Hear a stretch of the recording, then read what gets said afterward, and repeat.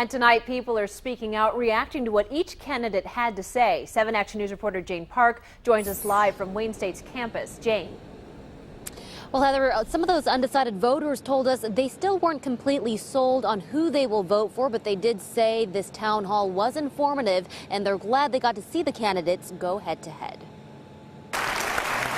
It was the only debate on neutral ground the incumbent Republican governor and his Democratic challenger will have before voters head to the polls in 3 weeks. And the undecided came with plenty of questions. What plans each candidate has to better the roads, the educational issues that we face for our children, just to the unemployment rate. All of these things are issues for me. Oak Park resident Denise Harvey said she didn't vote for Governor Rick Snyder 4 years ago, but that she's fairly satisfied with some of his recent policies. The self-proclaimed one tough nerd repeatedly said tonight he's proud of his track record and that voters can expect more of the same from him.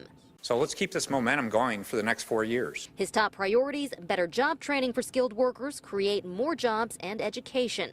Former Congressman Mark Schauer's refrain: make government work for everyone, not just the wealthy. His vows: to restore funding to public education and repeal the governor's pension tax.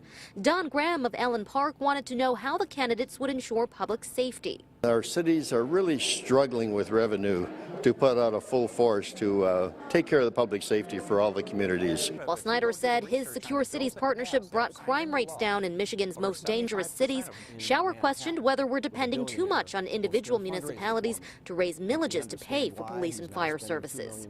Schauer himself decided to skip the post-town hall press conference, leaving his supporters to field questions instead. He has said what he needs to say this evening, and as Gretchen said, our leader said in the Senate, I think his performance and what he believes in speaks for itself. Was it a campaign strategy?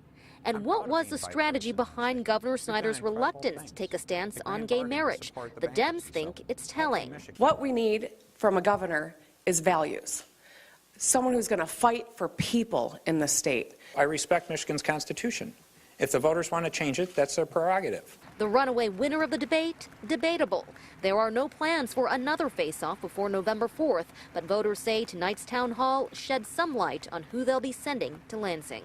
Politicians always say we're the future of the country, and 20, 30 years from now, we're still going to be voting, and it's our futures on the line. A lot of the audience members told us they felt their questions were adequately answered, and they said they liked this less formal town hall setting. We're live at Wayne State University. Jane Park, 7 Action News. Heather. All right, thank you, Jane.